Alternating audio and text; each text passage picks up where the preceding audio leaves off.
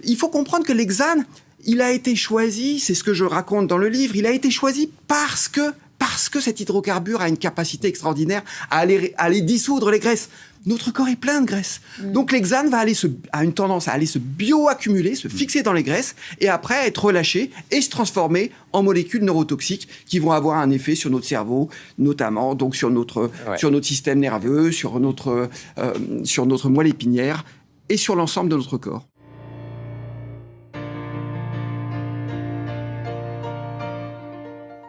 Journaliste d'investigation spécialiste dans les pratiques de l'industrie agroalimentaire et donc auteur de cette enquête hallucinante de l'essence dans nos assiettes. Oui, aux éditions de La Découverte, ça paraît complètement dingue, mais d'abord, on va expliquer ce que c'est exactement que cette essence, cet hexane. Comment il se retrouve dans notre assiette?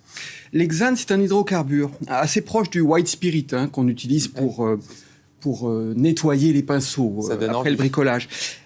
Depuis les années 1930, des industriels américains ont eu l'idée d'utiliser ce solvant, puisque cet hydrocarbure a une capacité à dissoudre la graisse très, très forte.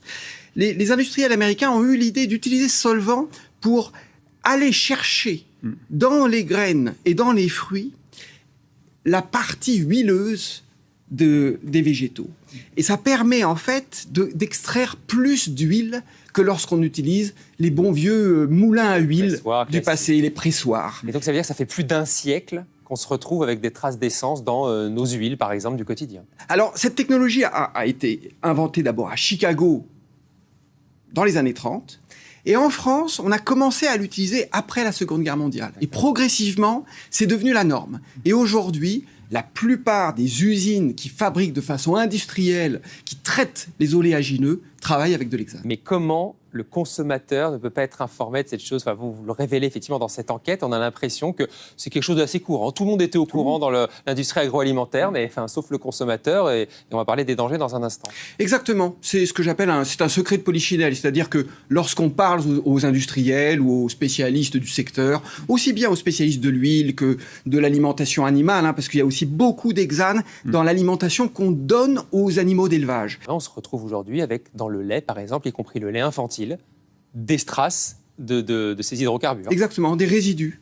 Alors, pas dans tous les produits, pas de façon systématique, parce que les industriels peuvent plus ou moins bien désolvanter, c'est le mot technique, désolvanter l'huile ou le tourteau, mais dans une quantité de produits, on retrouve effectivement des traces infimes, toujours au-dessous de la limite légale, et c'est là où le bas blesse, c'est la limite légale, au-dessous de la limite légale, mais rien ne prouve que les traces résiduelles de cet agent sont inoffensives, parce qu'il faut souligner que cet agent, au début, lorsqu'on a inventé cette technique, on croyait que l'hexane était neutre, que c'était inoffensif, que c'était stable.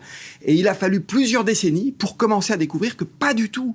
L'hexane, au contraire, se transformait, le mot technique c'est métaboliser, se transformait en une molécule encore plus dangereuse qui s'appelle la 2,5 hexanédione. Bon, alors effectivement, ça paraît technique, mais concrètement, donc, on a des résidus d'essence dans nos assiettes au quotidien. C'est en dessous des normes, donc vous nous dites que tout ça est parfaitement légal, mais il y a un risque pour la santé. Et il est prouvé, ce risque, il est documenté scientifiquement? Tout à fait. Il est de deux ordres, essentiellement. Peut-être qu'on va découvrir encore plus de choses, mais globalement, pour que vos spectateurs comprennent bien de quoi il s'agit, ça concerne les maladies neurologiques d'un côté, donc par exemple Parkinson, des neuropathies, c'est-à-dire tout ce qui concerne le système nerveux. Le système nerveux, c'est-à-dire le cerveau, la moelle épinière, et puis ce qu'on appelle le système nerveux périphérique. Alors d'un côté, les maladies neurologiques, l'hexane est un reprotoxique confirmé, ça c'est indiscutable. Personne ne peut contester que l'hexane est un neurotoxique, un neurotoxique confirmé. Et d'autre part, c'est un reprotoxique, ça veut dire il est toxique pour le système reproducteur. Le mécanisme est bien compris, bien connu, il est similaire chez les humains et chez d'autres mammifères, c'est-à-dire que l'hexane et ses métabolites, ces substances issus de l'hexane, que notre corps transforme après ingestion d'hexane, vont aller attaquer la spermatogénèse dont parlait David, c'est-à-dire les tubes séminifères qui fabriquent les spermatozoïdes. Et pareil, chez la femme, on va aller attaquer les cellules qui protègent les ovules et qui leur permettent de maturer. Il y a des traces d'hexane dans tous les produits qui sont extraits des oléagineux, tournesol, soja, colza, mais également lécithine de soja, les protéines qui sont extraites grâce à l'hexane, parce que l'hexane permet de séparer l'huile et les protéines dans les graines.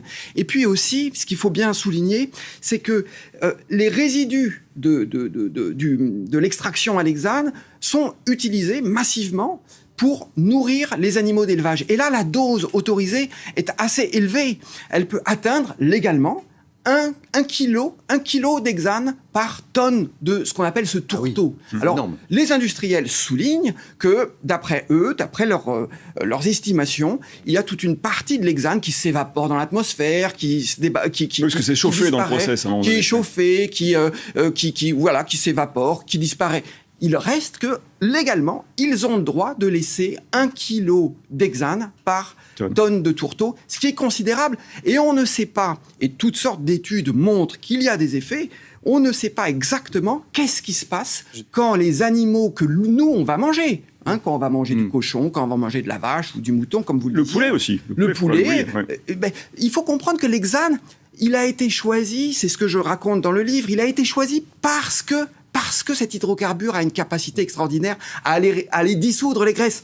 Notre corps est plein de graisses. Donc l'hexane a une tendance à aller se bioaccumuler, se fixer dans les graisses, et après être relâché et se transformer en molécules neurotoxiques qui vont avoir un effet sur notre cerveau, notamment donc sur notre système nerveux, sur notre moelle épinière, et sur l'ensemble de notre corps. On comprend bien effectivement que c'est un nouveau scandale potentiellement sanitaire que vous soulevez. Ce n'est pas la première fois que vous intéressez à ce sujet, notamment c'est vous qui avez révélé les nitrites dans le jambon. Et suite à votre enquête, il y avait effectivement énormément d'échos et on a réussi progressivement à enlever le nitrite des jambons, parce qu'on s'est aperçu que ça ne servait pas à grand-chose, juste à rendre le jambon très rose. Vous pensez là qu'on peut agir comme ça et faire changer les choses, faire bouger les autorités sanitaires sur ces questions de santé, d'agroalimentaire? Oui, je pense que, comme sur le nitrite, la question, c'est une question de transparence, une question de connaissance du public. Pour l'instant, l'hexane ne pose pas de problème aux industriels parce que, tout simplement, les consommateurs ne sont pas au courant qu'il y a des traces résiduelles d'hexane dans les produits qu'ils consomment. Je pense que lorsque les consommateurs français vont comprendre que des femmes enceintes, des embryons, puisque David m'en parlait avant l'émission, les résidus d'hexane peuvent passer très facilement les parois placentaires et les parois qui nous protègent et qui protègent l'embryon et aller se diffuser et donc aller atteindre l'embryon. C'est exposer donc les femmes enceintes, les personnes fragiles, les personnes prédisposées à des risques démesurés, notamment en matière de risques neurotoxiques. Merci. Et donc je pense que comme ce qui s'était passé sur le nitrite et le risque de cancer, il va y avoir, en tout cas je l'espère, une mobilisation des ONG, des organisations sur le risque de l'hexane et ses risques toxiques. Merci beaucoup Guillaume Coudray.